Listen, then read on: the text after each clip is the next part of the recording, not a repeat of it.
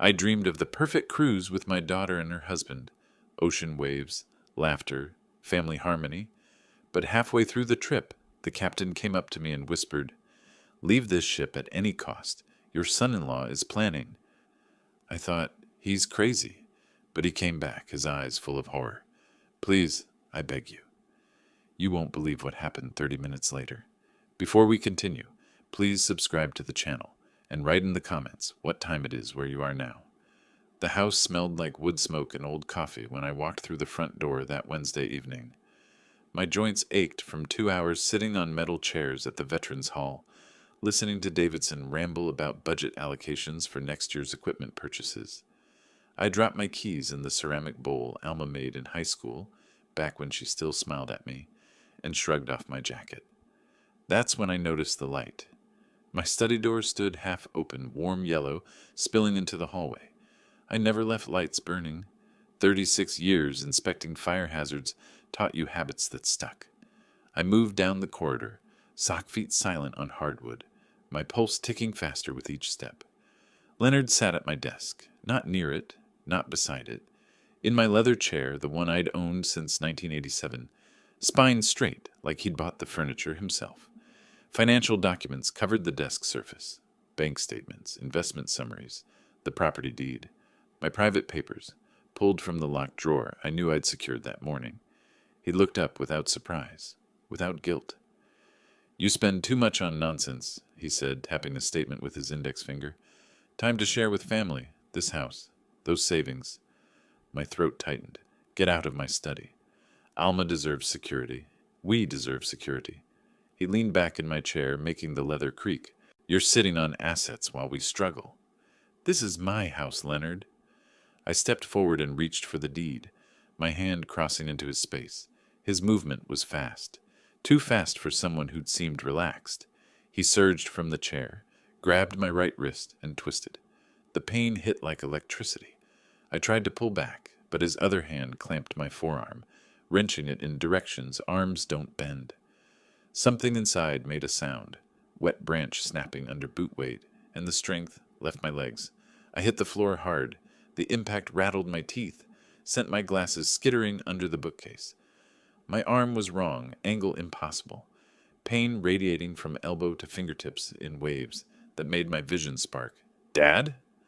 Alma's voice came from the doorway. I turned my head, saw her silhouette backlit from the hallway fixture.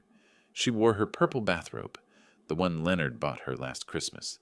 Her face was in shadow, but I could feel her looking at me, her father, 64 years old, curled on his study floor, cradling his arm. "Dad, why do you provoke him?" Not, "Are you hurt?" Not, "What happened?" Just that question, soft and tired, like I'd tracked mud on clean carpet. The physical pain meant nothing compared to those 6 words. Leonard stepped over me. His shoe passed close enough to my face that I smelled leather polish.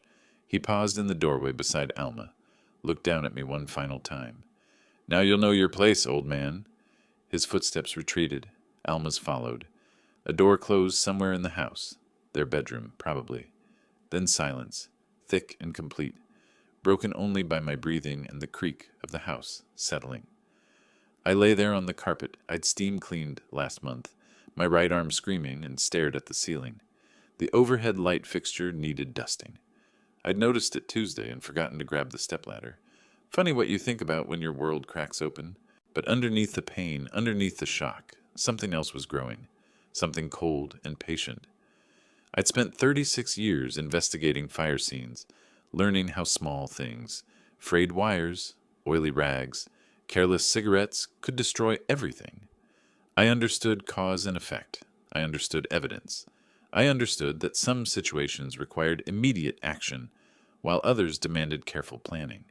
This was not a time to rush. Leonard had made his first mistake tonight. He'd shown me exactly who he was. He'd proven that my suspicions, accumulated over 2 years of watching him manipulate Alma, control household decisions, make subtle threats, weren't paranoia. They were accurate assessment.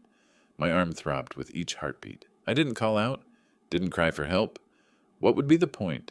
Alma had made her choice clear. Leonard had established his dominance.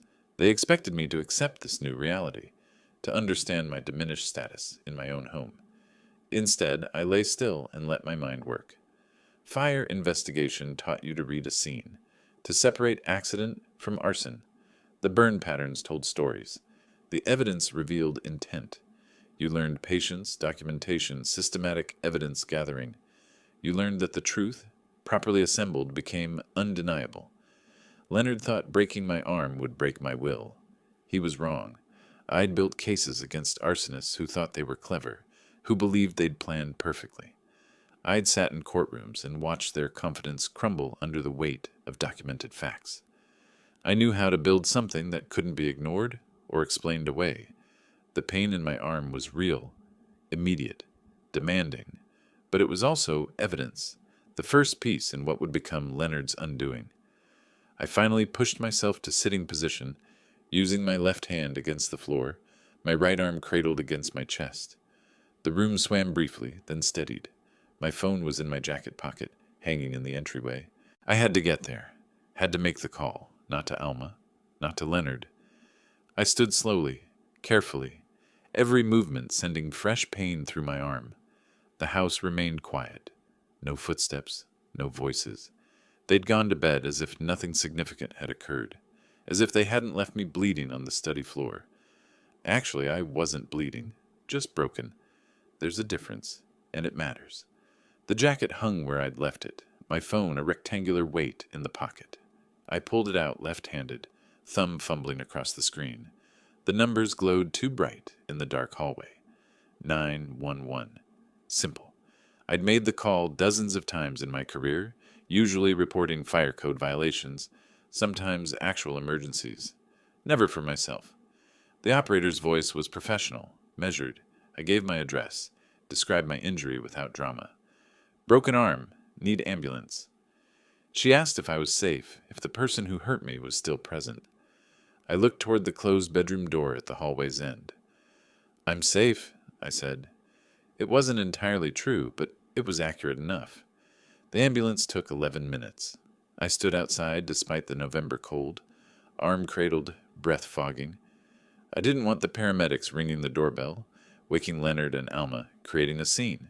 The neighbors already had enough to gossip about. 2 paramedics, young woman with efficient movements, older man with kind eyes.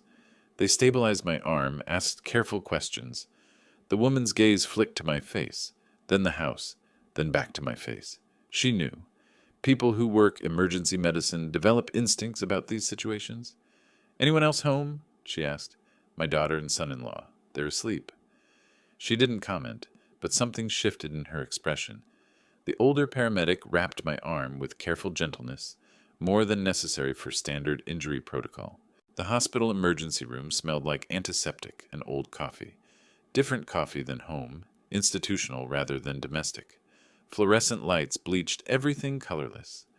I sat in a curtained bay while a tired resident examined my arm, ordered x-rays, disappeared to read them. The x-ray technician was gentle but thorough.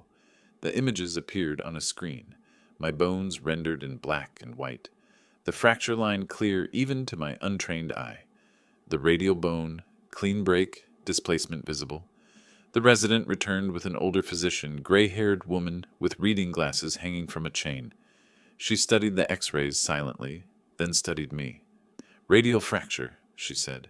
We'll cast it tonight. You'll need orthopedic follow-up. I nodded. The resident began gathering supplies while the doctor lingered. After he left to find a nurse, she stepped closer, voice dropping. Someone did this intentionally? I met her eyes. She wasn't asking for gossip. This was clinical assessment, pattern recognition born from seeing too many injuries that didn't match the stories. I have a better plan, I said quietly, but I need detailed medical documentation. Everything. Injury mechanism, force required, healing timeline. She considered me for a long moment. I'll write it precisely. For legal purposes. Exactly. She nodded once, understanding passing between us without further words. Some battles couldn't be fought in emergency rooms. Some required different weapons. The cast was blue fiberglass, lighter than old plaster, but just as restrictive. The doctor handed me papers before discharge. Injury report, medication information, follow-up instructions. The documentation was thorough, clinical language describing fracture consistent with forceful twisting mechanism, and injury pattern suggests deliberate application of torque. Perfect. I called a taxi from the hospital lobby. The driver didn't ask about my cast, didn't make conversation. I was grateful. We pulled up to my dark house at 12:43 a.m., according to the dashboard clock. Every window was black. No porch light left burning. No note on the kitchen table. No text message asking where I'd been. Their silence said everything. I sat in the dark kitchen, arm throbbing despite pain medication, and let the full weight of my situation settle. 2 years Leonard had lived here, rent-free, eating food I bought, using utilities I paid. 2 years of subtle dominance, gradually expanding control. 2 years of Alma choosing him over basic decency. Tonight had merely made explicit what had been implicit. But Leonard had miscalculated. He'd assumed breaking my arm would establish permanent hierarchy, would teach me submission. He'd assumed wrong. I'd investigated arsonists who believed they were brilliant, stockbrokers who hired incompetent teenagers to torch failing businesses, landlords who thought gasoline looked like electrical fires, restaurant owners who didn't realize accelerant patterns show in char depth. They all shared one trait: arrogance. They all believed they were smarter than the investigators. Leonard had that same arrogance. I'd watched it grow over 2 years, seen him get bolder with each small victory. A man who breaks someone's arm doesn't hide his nature afterward. He celebrates it. He needs others to know what he's capable of, to fear him properly. That arrogance was his weakness. I slept badly, waking every time I rolled onto my right side. Morning light came gray through my bedroom window. Thanksgiving Day. Alma had mentioned 2 weeks ago that her cousin Patricia was coming, bringing her husband and teenage sons. Normal family gathering, traditional meal, the appearance of normalcy. Perfect. The 24-hour electronics store on Powell Boulevard was nearly empty at 8:30 Thursday morning. Black Friday crowds wouldn't descend until evening. A tired clerk in a red vest watched me browse the recorder section, my cast obvious. I selected a digital voice recorder, small enough for a shirt pocket. Simple operation. $47. The clerk rang it up, noticed me struggling with the packaging one-handed. Need help with that packaging? I'm managing fine, thank you. Outside, sitting in my car, I tested the device. Press once to record, press again to stop. Red light indicating active recording. Playback clear, sensitive microphone picking up ambient sound. I practiced with my left hand until the motion became automatic. Leonard would want to perform tonight. He'd want Patricia to see his dominance, to understand the household power structure. Men like him needed public acknowledgement. They needed witnesses. I would give him his audience.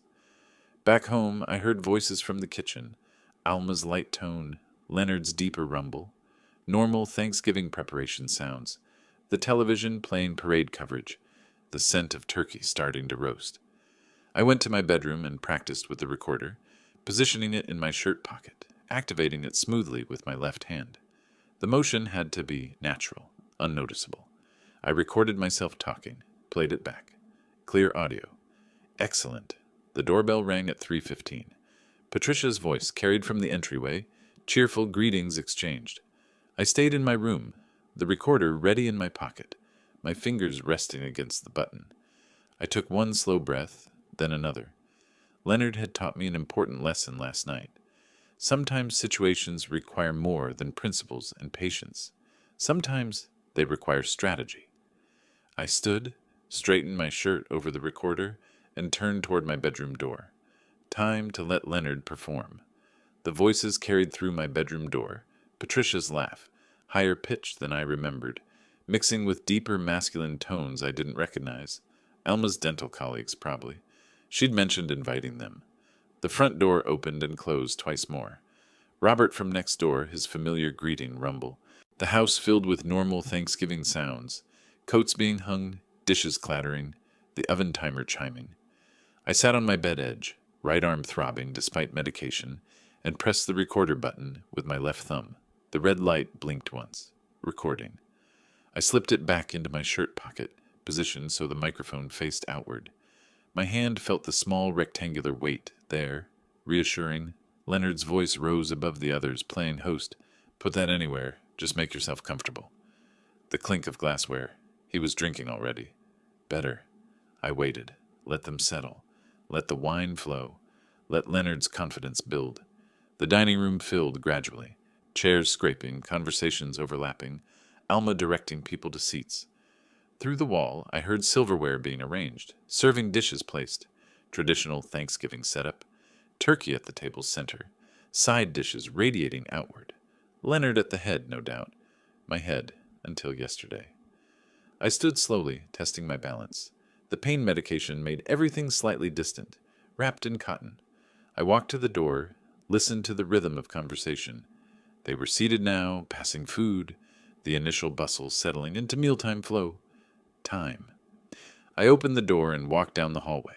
My footsteps were quiet but audible. The conversation didn't stop immediately. Took a few seconds for people to notice movement in their peripheral vision, to turn and look. The dining room fell silent. 8 faces looked at me. Leonard at the table's head, wineglass halfway to his mouth. Alma beside him, expression freezing. Patricia and her husband to the left. Robert and his wife across from them. 2 women I didn't know. The dental colleagues at the far end. The empty chair at the foot of the table was mine. The cast was impossible to miss. Blue fiberglass, stark against my dark shirt, running from knuckles to above my elbow. I walked to my chair and sat. No one spoke. I reached for my water glass with my left hand, took a sip. The recorder pressed against my ribs, capturing the uncomfortable silence. Fork, knife, napkin. The basics of eating suddenly complex when your dominant hand is encased in plaster. I picked up the fork, left-handed, stabbed at turkey on my plate. The motion was clumsy, uncoordinated. The meat slid away. I tried again. Pain shot through my right arm. Sympathetic response to the left hand's awkward movement. "Sylvester!" Robert cleared his throat. His wife touched his arm, warning, but he continued anyway. "What happened to your arm?" Everyone looked at me. I set down the fork carefully, met Robert's eyes, said nothing. The silence stretched. Alma shifted in her seat. Leonard took another drink of wine, longer this time. "Robert, let's just enjoy the meal." Alma's voice was tight, controlled. She wasn't asking. But Robert had already asked. The question hung in the air, impossible to ignore now. Patricia looked between me and Alma. "Is everything okay?" Alma's expression hardened. She looked at Leonard, then at me, then back to the table. When she spoke, her voice carried that same cold flatness from last night. "My husband taught him a lesson. Dad didn't understand who makes decisions in this house." The dental colleagues exchanged glances. Patricia's fork stopped, halfway to her mouth. Robert's wife inhaled sharply. Leonard set down his wineglass. The alcohol had flushed his cheeks red, loosened whatever restraint he'd maintained. He leaned back in his chair, my chair, with a smile. The old man thought he was in charge. His words came loud, confident. Had to show him he's not. Time he learned his place around here.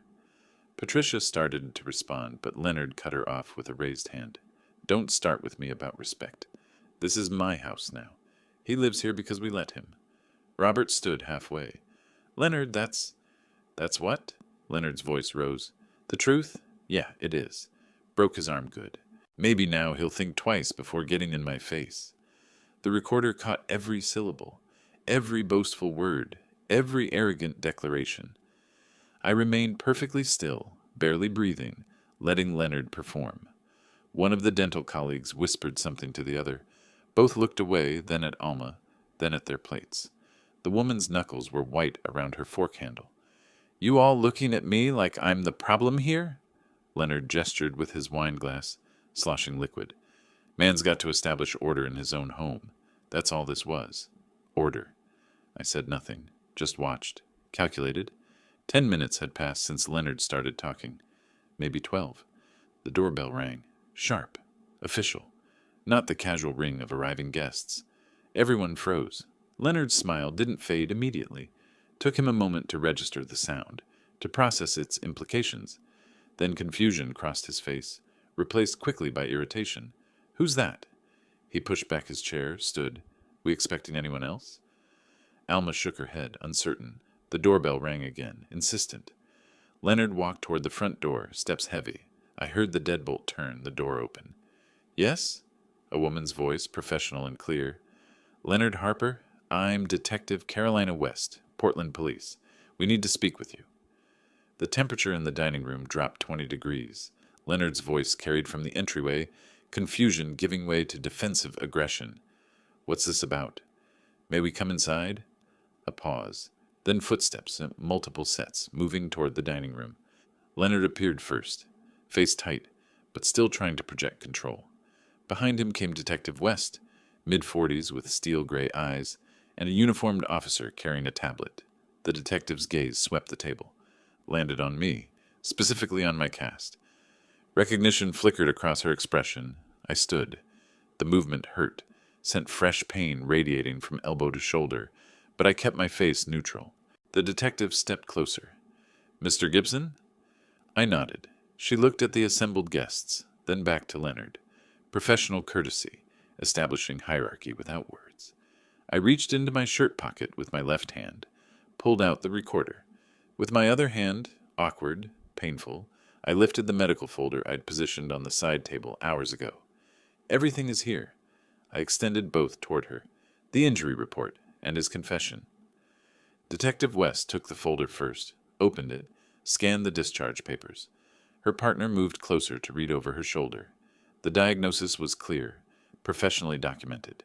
Radial fracture, deliberate twisting mechanism, force required, substantial. She took the recorder, pressed play, just a few seconds. Leonard's voice emerged, tinny but unmistakable. Broke his arm good. Maybe now he'll think twice. She stopped it, looked at Leonard. Is this your voice? That's not... Leonard's confidence cracked. It was an accident. He fell. I was trying to help him up, and everyone at this table heard you. Detective West's tone remained level. She looked at Robert. Is that correct? Robert met her eyes, nodded once. Patricia added quietly, We all heard it. Leonard's face changed again. The wine-fueled bravado evaporated, replaced by calculation. He was seeing the trap now, understanding too late that every piece had been positioned deliberately. Leonard Harper, Detective West closed the folder. You're under arrest for assault in the second degree causing substantial bodily injury. You have the right to remain silent. Wait, hold on. Leonard stepped backward. There's been a misunderstanding. The uniformed officer moved forward smoothly, handcuffs ready. Leonard didn't resist physically, smart enough to know that would add charges, but his voice kept protesting. Anything you say can and will be used against you in a court of law. Alma! Leonard's eyes found his wife. Tell them he provoked me. Alma had been frozen in her chair, watching the scene unfold like a television show she couldn't change. Now she jerked upward, tears already streaming. You can't arrest him. He didn't... Ma'am, please stay seated. The detective's voice remained calm but firm. The handcuffs clicked closed. Leonard's wrists behind his back. The reality of metal against skin changed something in his posture. He sagged slightly. Alma ran to him anyway, grabbing his arm. This isn't right. This isn't... She whirled on me, her face contorted, tears and rage mixing. You planned this. The words came as a shriek. You set him up. You destroyed my family. You trapped him. You manipulated everything. He broke my arm, Alma. I kept my voice quiet, steady. That's what destroyed things. You're a liar. You're... She dissolved into sobs, collapsing against Leonard. He couldn't hold her with his hands cuffed, could only stand rigid while she cried against his chest. The dental colleagues were already standing, gathering purses with quick, nervous movements. Patricia's husband helped her with her coat. Robert's wife whispered urgent words I couldn't hear. We should go, one of the dental colleagues said to no one in particular. They fled, polite murmurs of goodbye that weren't really goodbyes, just escape sounds. Coats grabbed, door opening and closing. Within 3 minutes, the house emptied of guests. Robert paused at the door, looked back at me. He didn't smile, didn't speak, just gave a small nod, acknowledgement, maybe approval, before following his wife outside. The uniformed officer guided Leonard toward the door. Alma followed, still crying, grabbing her purse. I'm going with him. I'm posting bail. That's your right, ma'am. Detective West handed me a business card. Mr. Gibson, I'll need you to come to the station tomorrow for a formal statement. I took the card. What time? 10 o'clock work for you? I'll be there. She glanced at the dining table. Food untouched, wine glasses half full, the wreckage of a holiday dinner. For what it's worth, you built a solid case. They left. The door closed. The house fell silent except for the furnace clicking on, pushing warm air through vents. I stood in the dining room, surrounded by evidence of celebration that never happened. Turkey congealing on the platter, mashed potatoes developing a skin, cranberry sauce settling in its dish. I wasn't hungry. The police station smelled like burnt coffee and floor wax. 10 o'clock the next morning, Friday the day after Thanksgiving. I'd barely slept. The house had stayed empty until 2 a.m. when I finally heard the front door open, heard Alma's and Leonard's voices, low, urgent, but too distant to distinguish words. Detective West led me to a small interview room, gestured to a chair. Her partner set up a recording device. "This is voluntary," she explained. "You're not under arrest, not being charged. This is just getting your version of events on record for the prosecution." I told the story, start to finish. The veterans' meeting, coming home, finding Leonard in my study, the confrontation, the twist, the crack, Alma's question, the hospital, the plan. Detective West took notes, occasionally asking clarifying questions. Her partner typed on a tablet, creating the official record.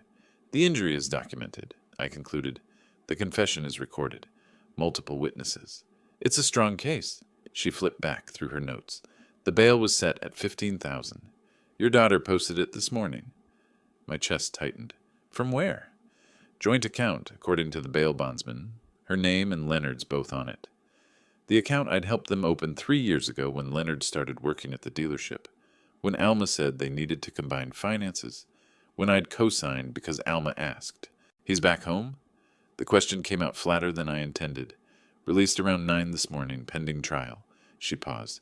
"There's something else you should know. When we ran Leonard's background, we found a prior complaint. Workplace incident 2 years ago. Aggressive confrontation with a coworker. No charges filed because the coworker didn't want to pursue it, but it's documented." My hands tightened on the armrests. "He's done this before. Establishes a pattern. The prosecutor will use it." She pulled a pamphlet from a drawer, slid it across the table. "I recommend filing for a restraining order. Emergency protective order can be issued within 24 hours. Given the circumstances, you have strong grounds." I picked up the pamphlet. Standard public information packet. Phone numbers, forms, instructions. "Thank you." She stood. "Trial date will probably be set within 6 to 8 weeks. The prosecutor will be in touch." I drove home through light rain, windshield wipers beating steady rhythm. The neighborhood looked normal. Holiday decorations starting to appear. A few people raking leaves. Robert's garage door open, his car visible inside. My driveway was empty, but Leonard's truck sat at the curb. I parked, gathered my things, walked to the front door. My key turned in the lock. Inside, the house was dim. Afternoon light filtered through curtains Alma had closed. Leonard stood in the living room, arms crossed. He'd been pacing. I could tell from the way he stood. Weight shifting, energy coiled. When he saw me, his jaw tightened. We stared at each other. 5 seconds. 10. He said nothing. I said nothing. From the bedroom came the sound of Alma crying. Soft, continuous, exhausted crying. Leonard's eyes narrowed. He took 1 step toward me, then stopped. Calculation crossed his face. He was learning. The handcuffs had taught him something about consequences, about evidence, about witnesses. But learning isn't the same as changing. He turned, walked toward the bedroom, but paused at the doorway, looked back. "You think you're smart, old man." His voice was low, controlled rage instead of explosive anger. "This isn't over." He disappeared into the bedroom. The door closed with deliberate softness. I stood in my own living room and felt the weight of what came next. The week crawled past like traffic on Powell Boulevard during rush hour. Leonard and Alma kept to themselves mostly. Their bedroom door closed, voices low when they spoke. I heard Leonard on his phone once, angry muttering about lawyers and money. Alma went to work each morning, came home late, avoided looking at me. The cast made everything harder. Showering required plastic bags and tape. Typing one-handed. The constant dull ache that pain medication only softened, never eliminated, but the arm was healing according to the follow-up appointment. 6 weeks minimum before cast removal. On Thursday, I drove to the bank, needed to transfer funds from savings to checking. The manager, Carol Hendricks, had handled my accounts for 12 years. She noticed the cast immediately when I signed paperwork. Accident? Her tone said she suspected otherwise. Family situation? I kept my voice neutral. She set down her pen, studied my face. I've known you long enough to ask directly. Are you safe? The question surprised me. I explained briefly, just facts, no emotion. The attack, the arrest, the bail. Carol reached for her desk drawer, pulled out a business card. Jonathan Preston. He handles these situations. Fair attorney, but firm when he needs to be. Tell him I sent you. I called from the parking lot. Preston's receptionist found a slot that afternoon. His office occupied the 7th floor of a downtown building, with views toward the river. The waiting room smelled like leather furniture and old books. Preston met me himself. Trim man in his 50s, graying at the temples. Direct handshake despite my cast. Carol speaks highly of you. He gestured toward his office. Let's see what we're dealing with. I spread the documents across his desk. Discharge papers, medical reports, police reports, the recording on my phone, played once. Preston listened without interrupting, occasionally making notes on a yellow pad. When I finished, he leaned back in his chair. The assault case is strong, but we need to think beyond that. He tapped his pen against the pad. Your house? It's in your name only? Clear title. Paid off 8 years ago. Leonard and Alma have lived there how long? 2 years and 3 months. Preston nodded slowly. Here's the complexity. This is your property, no question. But they've established residency. Normal eviction would take months, require proper notice, court process. However, he leaned forward, the violence changes everything legally. The violence gives us leverage we wouldn't normally have. He outlined a strategy. File for a restraining order immediately. Emergency protective order first, then permanent. Install security cameras throughout common areas. Change the locks. Document every interaction, every threat, every hostile action. Property owner's right to secure your home, he said, and given the assault, completely justified. You build a case so strong they can't argue. Make it impossible for them to stay. The consultation fee was $350. I wrote the check left-handed, my signature barely recognizable. The next morning, a locksmith arrived at 9. Professional man in his 40s who worked efficiently, asking no questions about the cast or why all the locks needed changing. Every exterior door, front, back, garage, $280, paid in cash. Saturday morning, the security company van pulled up. 2 technicians spent 3 hours installing cameras. 4 total, living room, kitchen, hallway, front entrance. I wanted coverage of common areas, wanted everything documented. $890, including equipment and installation. The cameras were deliberately visible. Large, obvious, their red recording lights, constant. I wanted Leonard to know, wanted him to feel watched in what he'd considered his domain. He discovered them Sunday afternoon. I was in the kitchen when I heard the front door open, heard Leonard's footsteps stop abruptly in the entryway. The silence stretched for 5 seconds. Then his voice, loud and sharp. What is this? I walked to the living room. Leonard stood beneath the camera mounted in the corner, staring up at it, his face flushed red. You're watching me now? He turned on me, pointing at the camera. This is what we're doing? Surveillance? Security measures? I kept my tone level. Security? He laughed, harsh and bitter. You're paranoid. You're turning this place into some kind of prison. He paced, gesturing at each camera as he spotted them. Kitchen. Hallway. His movements grew more agitated with each discovery. Alma emerged from their bedroom, drawn by his voice. She took in the cameras, looked at me with something like disbelief. Dad, this is too much. Her voice carried accusation. You're making our home into a prison. We live here too. This is my house. I met Leonard's eyes, then Alma's. I have the right to protect myself. Leonard's jaw worked. He stared at me, breathing hard through his nose. The living room camera's red light blinked steadily above us. Protect yourself? Leonard's voice dropped, became quieter, more dangerous. From what? Your own family? From whoever breaks my arm in my own study? The words landed like stones. Leonard's hands curled into fists. He took one step toward me, then another. I stood still, watching him, aware of the camera recording everything. You think you're smart. His face was inches from mine now. Think you can humiliate me? Control me? He reached up suddenly, grabbed the living room camera with both hands, yanked hard. The mount cracked, pulled partially from the wall, plastic and metal grinding. Leonard, don't! Alma grabbed his arm, but he'd already done it. The camera hung crooked, still attached by wires but clearly damaged. Leonard stepped back, breathing hard, triumphant. How's that for your security? I looked at the broken camera, then at Leonard, said nothing. He wanted a reaction. I wouldn't give it. He stormed past me toward the bedroom. Alma followed, throwing me a look of mixed anger and desperation. Their door slammed. I stood alone in the living room, looking at the damaged camera. Then I walked to the hallway, opened the security company's app on my phone. The hallway camera had captured everything. Perfect angle, clear footage, Leonard's face visible, his deliberate grab, the destruction. I downloaded the file to a USB drive, pocketed it, grabbed my keys. Detective West was at her desk when I arrived at the station. She listened to my explanation, reviewed the footage on her computer. Her expression remained neutral, professional. Property destruction by a defendant out on bail. She made notes. I'll add this to his file. It won't help his case. That's what I figured. She looked at me over her reading glasses. How much longer are you planning to live in that house with him? Not my choice. It's my house. It is. But sometimes tactical retreat is smarter than holding ground. She saved the video file.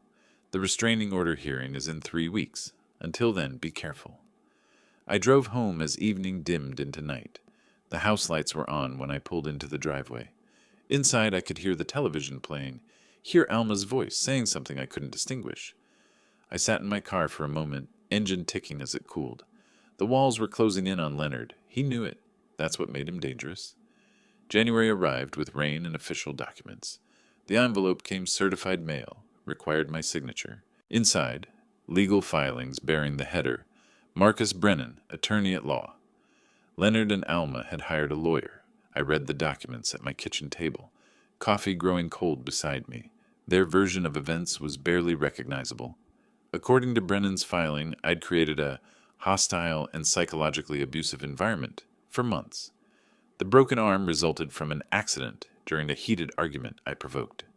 The recording was taken out of context. Leonard had merely been venting legitimate frustration. The narrative was careful, strategic, painting me as the aggressor, Leonard as a frustrated man pushed too far. They demanded I cease my harassment and allow them to live peacefully in what they called the family home.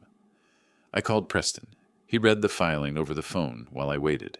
They're doing what losing parties do, he said finally. Throwing everything at the wall, hoping something sticks. Don't worry. We have medical evidence, witnesses, the full recording. This is desperation, not strategy. But desperation could still hurt. That became clear 2 days later when my phone rang. Distant cousin, Sharon, Patricia's sister, who'd left Thanksgiving dinner early with her family before the police arrived. How could you do this? Her voice shook with anger. How could you destroy your daughter's marriage? Sharon, what did Alma tell you? That you've been awful to Leonard for years, that he finally lost his temper once and you're using it to ruin their lives. You had him arrested on Thanksgiving, at a family dinner. Did she mention he broke my arm, that he bragged about it to everyone at the table? She said it was an accident, that you're twisting everything. Sharon's voice rose. Leonard made a mistake, Sylvester. One mistake. But you're acting like he's some kind of monster. You're the one destroying this family. Sharon, I have medical documentation. I don't want to hear your excuses. The line went dead. I set the phone down carefully, fighting the tightness in my chest, the legal battle I'd expected. This, family members calling me, accusing me, believing a false narrative. This hurt in ways I hadn't anticipated. Preston's office 3 days before the hearing. He'd reviewed Brennan's filings point by point, making marks in red ink. They'll try aggressive cross-examination, he warned. Brennan will attempt to paint you as controlling, vindictive. He'll imply you provoked Leonard deliberately.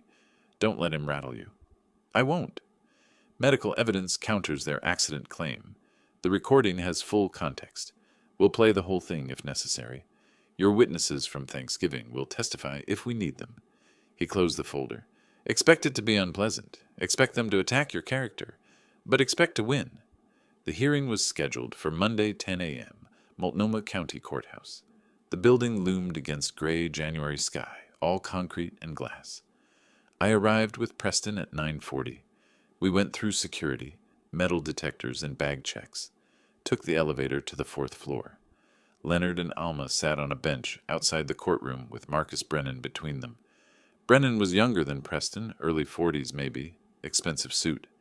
Leonard wore a dress shirt and tie, uncomfortable in formal clothes. Alma had on a dark dress, eyes red-rimmed. They saw us. Leonard's jaw tightened. Alma looked away immediately, down at her hands. Brennan stood, shook Preston's hand with professional courtesy, ignored me. We entered the courtroom. Judge Maria Santos presiding, silver hair pulled back, reading glasses on a chain around her neck. The formality of it, rising when she entered, the bailiff's announcements, made everything feel more real. Brennan went first, called Leonard to testify.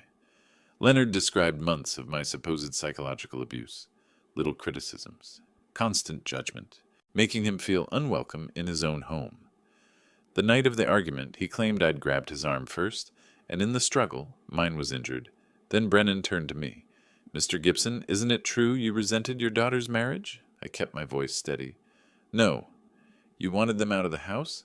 Wanted control of your property without interference?" "I wanted them to respect my home. And when they didn't meet your standards, you set a trap. You intentionally provoked Leonard, recorded the result, and had him arrested, correct?" "I recorded Leonard bragging about breaking my arm. That's not a trap. That's documentation." Brennan pressed harder, implying manipulation, elder vindictiveness. I answered each question calmly, refused to rise to the bait. 30 years of fire investigations had taught me patience under hostile questioning. Then Preston stood. He placed the medical records on the evidence table. Hospital discharge papers, X-rays showing the fracture. The doctor's notes were read aloud. Injury pattern consistent with deliberate application of significant twisting force to the forearm. Accidental injury of this nature extremely unlikely. The recording played next, not snippets. The entire Thanksgiving conversation. Leonard's voice filled the courtroom. "Broke his arm good. Maybe now he'll think twice. Had to show him he's not in charge." Alma wiped tears silently. Leonard stared at the table. Preston presented written statements from Robert and 2 other Thanksgiving guests. Robert's testimony was particularly clear. Mr. Harper was boasting about the assault without remorse or justification. His statements were unprovoked and deliberate. Judge Santos reviewed the documents methodically. She looked at Leonard over her reading glasses. "Mr. Harper, your own words condemn you. You admitted publicly to deliberately injuring your father-in-law. The medical evidence supports severe injury, requiring surgical intervention." She set down the papers. "This court finds sufficient evidence of assault to issue a temporary restraining order." Leonard's knuckles went white against the table edge. "For a period of 6 months, Leonard Harper is ordered to maintain a distance of no less than 100 feet from Sylvester Gibson at all times. Furthermore, Mr. Harper must vacate the residence at—" She read my address. "Within 48 hours. Personal belongings may be retrieved with police escort only." Brennan started to object. Judge Santos raised one hand. "The evidence is overwhelming, Counselor. Order is granted." The gavel struck once. Leonard's face darkened with rage, contained only by courthouse protocol. Alma clung to his arm, crying openly now. Brennan leaned close, whispering something about the criminal trial, about appealing. Preston and I exited through the side door, avoiding the main corridor. Outside on the courthouse steps, winter air bit cold. "That's the first real victory," Preston said. I nodded, but couldn't feel triumph. Across the plaza, Leonard and Alma emerged with Brennan.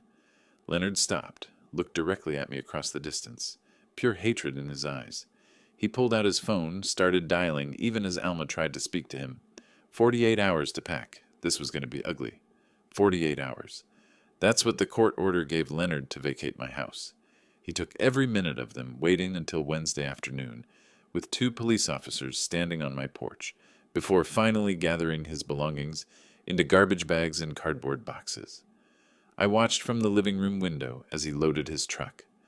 Alma helped, carrying boxes while crying silently. The officers remained professional, bored even, accustomed to domestic removals. Leonard found a studio apartment in East Portland. Cheap area, $850 a month, according to what I overheard Alma tell someone on the phone. When she returned that evening, alone, her eyes were swollen, but she said nothing to me. Just went to her bedroom and closed the door. February arrived cold and gray. Alma stayed in my house, but we existed like strangers forced to share an elevator. She left early for work, returned late, spent hours behind her bedroom door talking on the phone. Leonard's voice never audible, but his presence unmistakable in her tone, defensive and pleading. I learned to cook for one again, learned to occupy rooms she wasn't in, learned the particular silence that comes from loving someone who won't speak to you. 3 weeks into this arrangement, she emerged while I was preparing dinner. Her face was blotchy, eyes red-rimmed from recent crying. "You're destroying my marriage." I set down the knife, turned to face her. "You could have just forgiven him, Dad." Her voice cracked. "Family is supposed to forgive? Family is more important than all this." She gestured vaguely, encompassing the house, the situation, everything that had happened since November. "You're making me choose between you and the man I love." I studied my daughter, 36 years old, still believing that love meant accepting whatever someone did to you, still believing that family obligation included tolerating violence. "Family doesn't mean tolerating violence, Alma." My voice came out firmer than I'd spoken to her in years, maybe ever.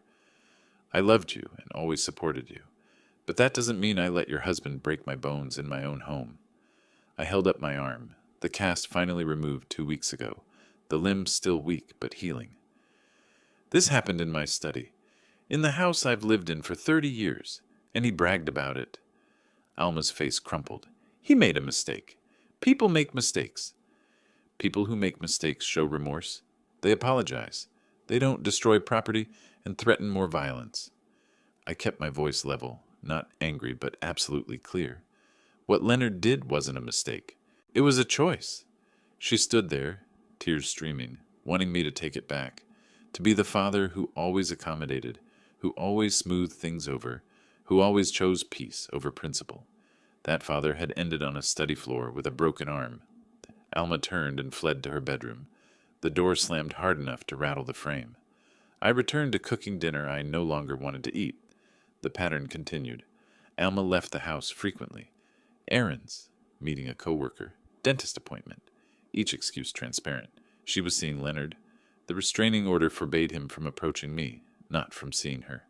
Technically legal, technically not my business. But I knew what he was doing, reinforcing his narrative, telling her the house should be theirs, that I was unreasonable, that they deserved what I had, planting seeds that might bloom into something worse. I met with Preston in his downtown office.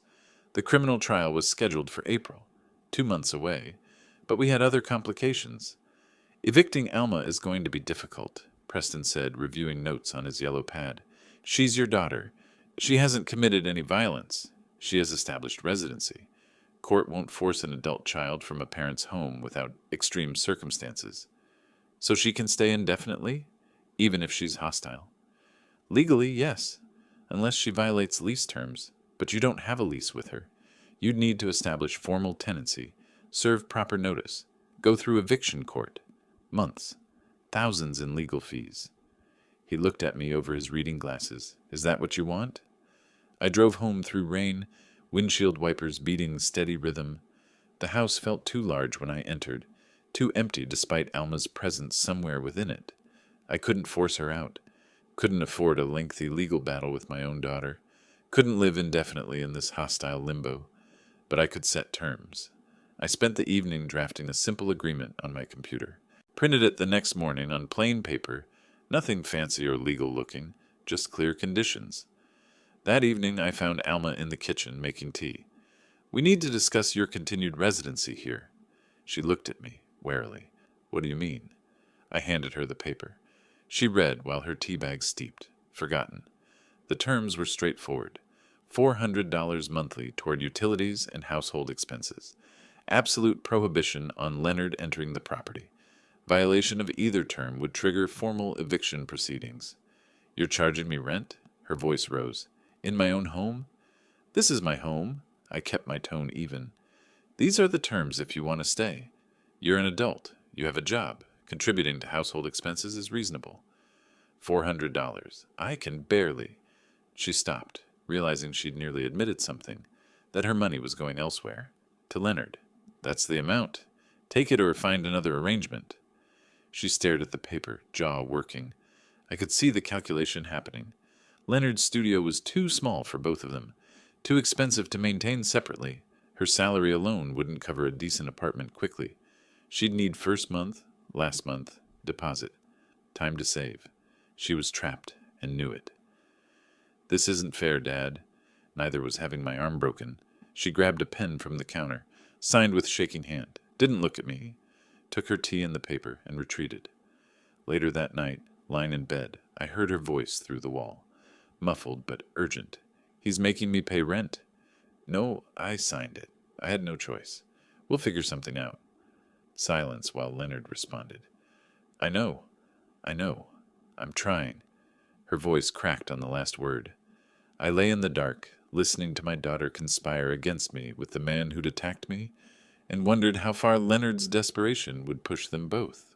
March came with the first hints of spring, crocuses pushing through wet soil, rain lightning from winter's relentless gray. Inside my house, the atmosphere remained frozen.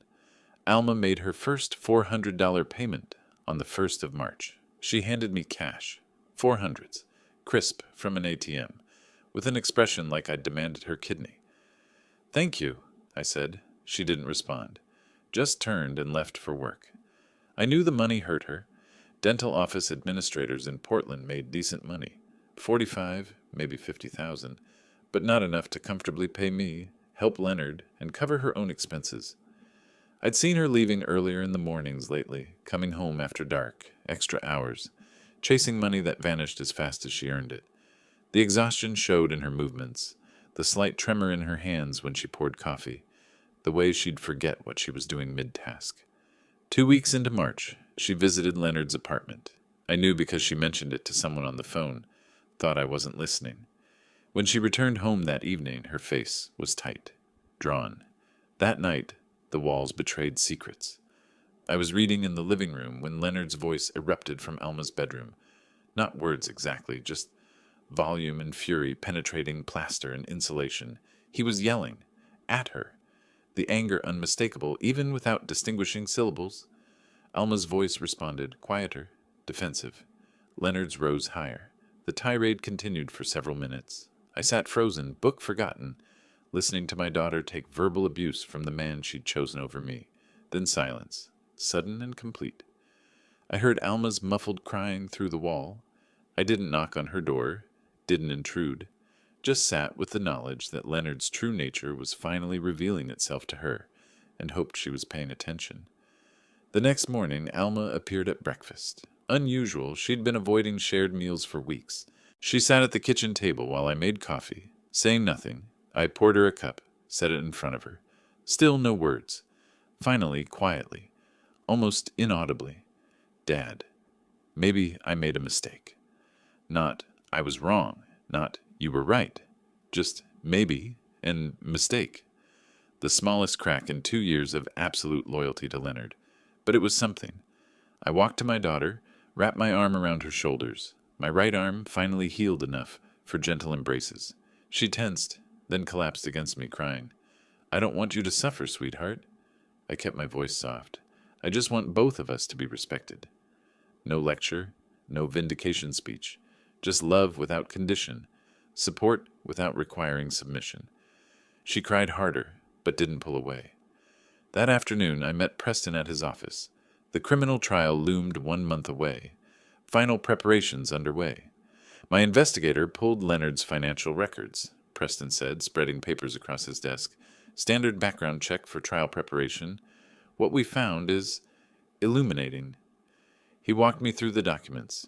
Credit card statements, bank records, purchase histories, Leonard carried $23,000 in credit card debt across 4 cards, all maxed, minimum payments barely being met, collection notices from 2 cards. This goes back 2 years, Preston said, before the attack. He was drowning financially. The investigator had also found pawnshop records. Twice in the past year, Leonard had pawned items, jewelry, electronics, quick cash for immediate needs. He was desperate. Preston leaned back in his chair. Look at the timeline. Debt mounting, income insufficient, living rent-free in your house but needing more. Your house is worth what? $480,000? Approximately. He wanted access to that equity, wanted you to sell or take out a loan with him as beneficiary. When you wouldn't cooperate, Preston tapped the medical records. He tried intimidation. The pieces assembled into an ugly picture. The attack wasn't about respect or temper. It was about money, about a desperate man seeing resources he believed he deserved, being denied, and using violence to force compliance. This wasn't heat of the moment, I said slowly. No, this was calculated, financially motivated assault. Preston gathered the documents into a folder. We present this at trial, shows premeditation, establishes motive, undermines any claim of accidental injury or loss of control. He paused, met my eyes. The prosecution's building their case on the recording and medical evidence. But this gives them motive, makes it premeditated battery, not simple assault, could increase sentencing significantly. I absorbed the implications. Every conversation with Leonard over the past 2 years, recontextualized, every subtle pressure about the house, about finances, about family taking care of family, all leading toward this. He'd planned it. Maybe not the specific moment, but the strategy. Break the old man's will, take control, access the money. April can't come soon enough, I said. Preston nodded, closing the folder. One way or another, this ends at trial. I drove home through afternoon traffic, the financial records playing through my mind. Leonard's desperation explained so much. The increasing hostility, the demands disguised as suggestions, the explosion when I finally refused him something he wanted. At home, Alma's car sat in the driveway. I found her in the kitchen, making dinner. First time in months she'd cooked. She looked up when I entered. Her eyes were still red-rimmed, but clearer somehow. The tentative crack from this morning seemed to have widened slightly. I'm making enough for both of us, she said quietly, if you want some. I'd like that. We ate together in careful silence. Not comfortable, not warm, but not hostile. A fragile truce built on the foundation of maybe I made a mistake. Later, alone in my study, I thought about April, about trial, about Leonard sitting across a courtroom, facing everything he'd done assembled into undeniable evidence. The walls were closing in on him from every direction now, financial records, medical evidence, witness testimony, recording, pattern of behavior. And somewhere in his cheap studio apartment, Leonard could feel it too. The trap he'd built for himself, springing closed. Desperate men do desperate things. April couldn't come soon enough. April arrived with the kind of clear morning Portland rarely offers. Blue sky, air sharp and clean. I dressed carefully for court, choosing the same dark suit I'd worn to the restraining order hearing. Preston picked me up at 8:30. 5 months since Leonard broke my arm. 5 months of legal maneuvering, evidence gathering, strategic patience. Today, it ended. The courthouse felt familiar now, its security procedures routine. We passed through metal detectors, rode elevators to the 4th floor, criminal courtroom this time, larger than the family courtroom from January. Leonard sat at the defense table with Brennan when we entered. He'd lost weight, prison food and stress probably. His suit hung loose at the shoulders. He glanced at me once, expression unreadable, then looked away. Alma sat in the gallery, 3 rows back, alone, not beside Leonard's side of the room, not beside mine. Somewhere between us, physically and emotionally, the bailiff called the case. State of Oregon versus Leonard Harper. Criminal assault in the 2nd degree. Judge Patricia Reynolds entered, gray-haired woman in her 60s, reputation for fairness and impatience with nonsense. We rose, sat, settled into the rhythms of formal justice. The assistant district attorney was a woman named Chen, mid-40s, organized and methodical.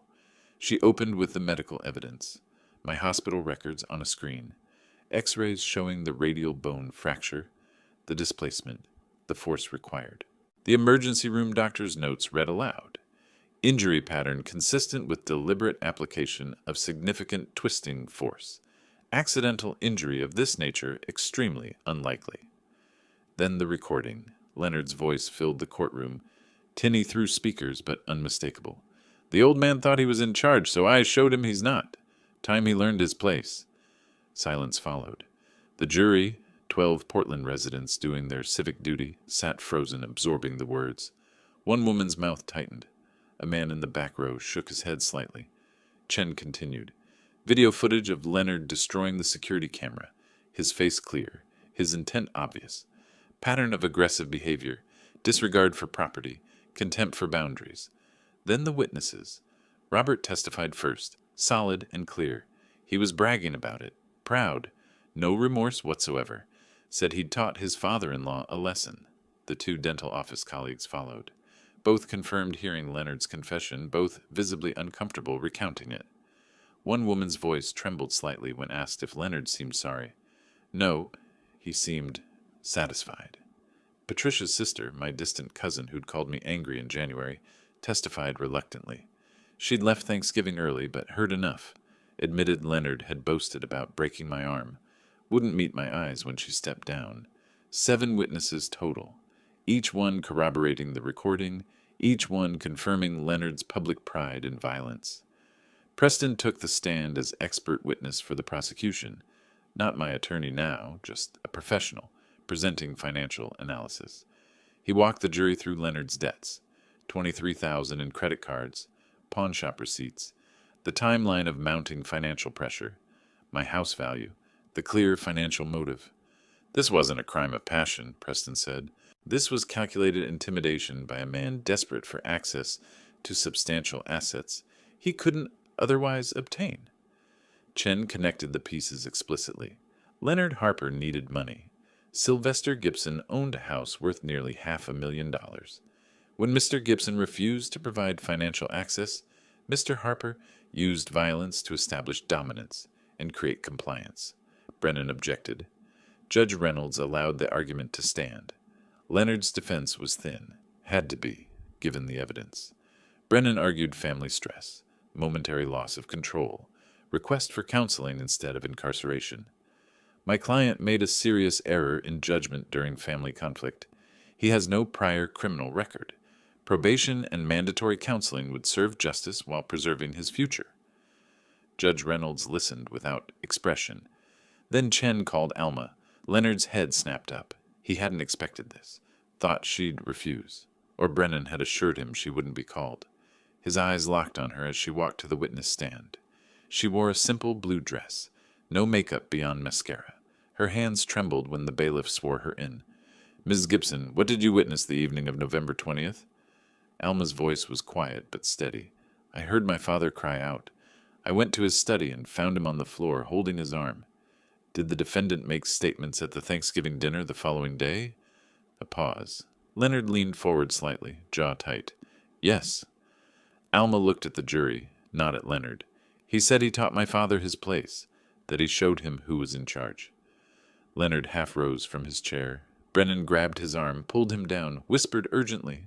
Leonard's face reddened, but he stayed seated. The prosecution rested. The defense had nothing substantial to offer. Closing arguments lasted 40 minutes combined. Judge Reynolds deliberated briefly. The evidence was overwhelming, the verdict essentially predetermined by Leonard's own recorded words. Guilty. Assault in the second degree, causing substantial bodily injury. Leonard's shoulders sagged. Just slightly, but I saw it. Judge Reynolds addressed him directly before sentencing. Mr. Harper, your own words, recorded and witnessed, condemn you. This was a violent attack on an elderly family member in his own home. Financial desperation doesn't justify violence. Nothing does. She outlined the sentence. 18 months imprisonment, 3 years supervised probation after release, $8,500 restitution, medical costs and compensation. Restraining order extended 5 years post-release. Leonard sat motionless. The bailiff approached with handcuffs. As they led him toward the side door, Leonard looked back. First at Alma, pure hatred, betrayal in his eyes. Then at me. His expression promised nothing good. But promises from prison are just noise. The courtroom emptied slowly. People gathering coats, lawyers closing briefcases, the mundane aftermath of formal justice. Outside, April sunshine felt warmer than when we'd entered. Alma stood near the courthouse steps, uncertain. I walked to her. She turned, face streaked with tears. "I'm sorry, Dad." Her voice broke. "I should have protected you then." I took her hand, squeezed gently. "You protected me today. That's what matters most." Preston joined us briefly, professional satisfaction in his nod. Justice served, finally. We walked down the courthouse steps together, Alma and I. She leaned slightly on my shoulder, not heavy, just contact. Connection. "Can I come home?" she asked quietly. "Really home this time?" "You never left, sweetheart. You just lost your way for a while." Behind us, the courthouse stood solid and indifferent, processing its daily parade of human conflicts. Ahead, the city stretched out, ordinary and renewed. Justice existed, but you had to fight for it. May bloomed into June, and June softened into July. The house transformed slowly, shedding its months of tension like old skin. Alma took the first major step 2 weeks after the trial. She filed for divorce. Different attorney than Brennan. Clean break from that entire period. The consultation cost $200. Filing fees another $150. When she tried to pay me back from her savings, I stopped her. "This is investing in your future." I handed the check back. "Let me help." She accepted with tears and gratitude, understanding finally the difference between enabling and supporting. Leonard called from prison the first week of May. Alma answered, listened to 5 minutes of manipulation, promises to change, accusations of abandonment, demands for loyalty, then hung up quietly. He called again 2 days later. Same script, different emphasis, more anger, less pleading. The third call came mid-May. I was in the living room when I heard Alma's voice rise, firm and clear. "No, Leonard, I'm done." The sound of the phone being set down deliberately. Then silence. She emerged from her room 10 minutes later, face composed but hands shaking slightly. "I blocked the number," she said. I nodded. "Good." She started therapy the following week. Weekly sessions, working through codependency patterns, understanding how the relationship had become toxic. Not a quick fix. Genuine work processing trauma and rebuilding self-worth. I drove her to the first few appointments, waited in the parking lot. By week 4, she drove herself. The divorce finalized in July, after the mandatory Oregon waiting period. No shared assets, Leonard in prison, no income, nothing to split. No alimony either direction. Alma owed him nothing financially or legally. The decree arrived by mail on a Tuesday. Alma held the document for a long moment, then looked up at me. "It's really over, Dad." "The legal part is," I said. "The healing continues." She'd been job hunting during the divorce process. Applied for an office manager position at a larger dental practice in Northwest Portland. Better benefits, more responsibility. $52,000 a year. Significant raise from her previous salary. The interview went well. She was honest about recent difficulties, showed how she'd worked through them. They offered her the position the next day.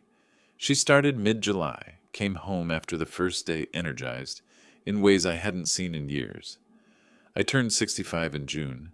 Alma made dinner, nothing fancy, just the two of us, and presented a small cake with candles.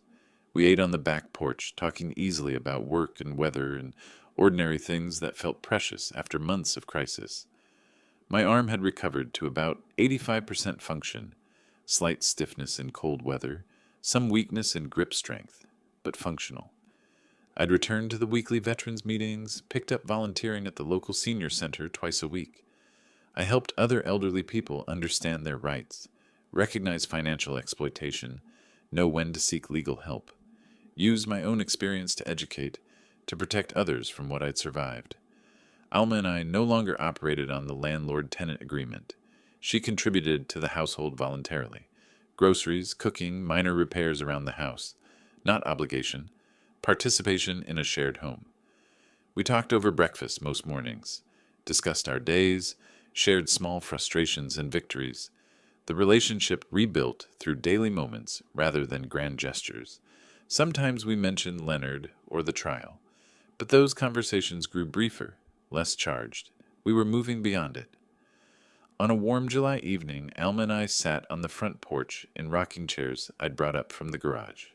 Portland summer at its best. Long twilight, warm air, neighbors passing with friendly waves. We sat in comfortable silence, watching the sky shift from blue to orange to purple. You know, Alma, I said finally, justice exists, but you have to fight for it. She turned to look at me, understanding in her eyes. You taught me that, Dad. A pause, then softer. Finally, I understood. I reached over, squeezed her hand. You're stronger than you knew. I'm proud of you. The sunset faded to twilight. Behind us, the house glowed warmly through windows. Lights in the kitchen, living room, hallway. My home, our home, reclaimed and renewed. The past 5 months had taught me more than the previous 5 years. Sometimes the hardest battles are the ones that save your life. Sometimes justice requires patience, strategy, and unwavering commitment to truth. Sometimes family means setting boundaries that protect rather than enable. Sometimes love looks like firmness instead of accommodation. Leonard would serve his time. 18 months would pass. He'd be released eventually, face probation, carry a criminal record that would shadow his opportunities. The restraining order would keep him distant for years. But that was his story now, not ours. Alma and I sat on the porch watching darkness settle over our neighborhood. She leaned back in her chair, relaxed in ways she hadn't been since before Leonard entered our lives. The future feels different now, she said quietly. How so? Like it belongs to me again, like I get to choose what comes next. I smiled. You always did. You just forgot for a while. A car passed, music playing softly. A dog barked somewhere down the block. Ordinary evening sounds in an ordinary neighborhood, beautiful in their simplicity. Alma stood, stretched. I'm going to make tea. Want some? That would be nice. She went inside. I stayed on the porch, rocking gently, breathing the warm July air. 5 months ago, I'd been on a study floor with a broken arm, wondering if my life would ever feel safe again. Now I sat on my porch, daughter healthy and healing, justice served, peace restored.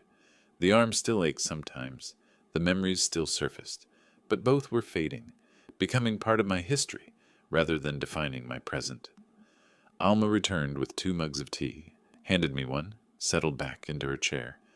We rocked in synchrony, sipping tea, watching the last light fade from the sky. No more words needed. We'd said what mattered over months of difficult conversations, painful truths, gradual reconciliation. The porch creaked beneath our chairs. The tea steamed gently. The house behind us held our separate rooms, our shared spaces, our reclaimed safety. Tomorrow, Alma would go to her new job. I'd volunteer at the senior center, help another elderly person understand their rights. Life would continue its ordinary rhythms. But tonight, this moment, father and daughter at peace, justice served, future opening ahead. This was enough. This was everything. If you like this story, please like this video, subscribe to the channel, and share your impressions of this story in the comments. To listen to the next story, click on the box on the left. Thank you for watching.